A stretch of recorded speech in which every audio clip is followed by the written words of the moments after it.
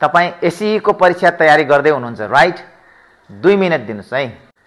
परीक्षाको तयारी गर्दा जहिले पनि आफूलाई सजिलो लाग्ने सब्जेक्टबाट सुरु गर्नुस् र सजिलो लाग्ने च्याप्टरबाट सुरु गर्दै डिफिकल्ट हुने च्याप्टरहरुमा जानु होला। पढ्दा कुनै पनि लेसन्स कम्प्लिटली पढ्नुस्। पढ्ने समय 30 मिनेटको राख्नुस्, 5 मिनेट ब्रेक लिनुस्, 30 मिनेटको राख्नुस्, 5 मिनेटको ब्रेक लिनुस्। यसरी पढ्दा तपाईलाई सजिलो हुनेछ, तपाईलाई बढी स्ट्रेस पनि हुँदैन। पढ्दै जाँदा कन्सेप्ट क्लियर गरेर पढ्दा राम्रो। धेरै चीज कण्ठ गर्नुपर्ने छ भने त्यसको अगाडि निस्केका अक्षरहरूबाट कुनै एउटा फनी सेन्टेन्सहरू फ्रेजेसहरू बनाएर पनि त्यसलाई कण्ठ गर्न सकिनेछ, जसले गर्दा तपाईलाई पछिसम्म त्यो विषय सम्झन सजिलो हुन्छ। तपाईले कुनै पनि विषय पढ्नु भयो त्यसलाई एक्सप्रेस गर्दा अझ राम्रोसँग मस्तिष्कमा रहन्छ।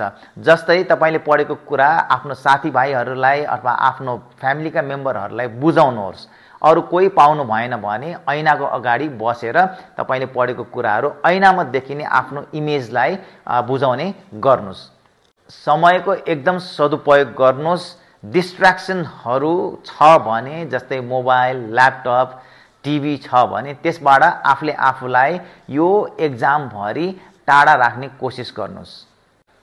कुनै फर्मुला, डायग्राम, मितिहरूले तपाईलाई अप्ठ्यारो पारिरहेको छ भने तपाईले धेरै जसो हेर्ने तपाईको कोठाको वालमा त्यसलाई लेखेर टाँस्नु होला। सधैँ सधैँ त्यो हेर्दाखेरि तपाईलाई त्यो पढ्न सजिलो हुनेछ। एक्जाम प्रिपेयर गर्दा गर्दै आफ्नो स्वास्थ्य र खानाको पनि एकदम राम्रोसँग हेरचाह गर्नु। समयमै खानु, समयमै सुत्नु र समयमै पढ्नु। एउटा आवश्यक अनुसारको रुटिन तयार गर्नुस् र त्यसलाई स्ट्रिक्टली फलो गर्नु।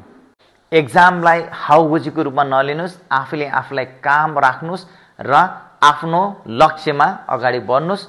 तपाईको एसई परीक्षा एकदम राम्रो हुनेछ।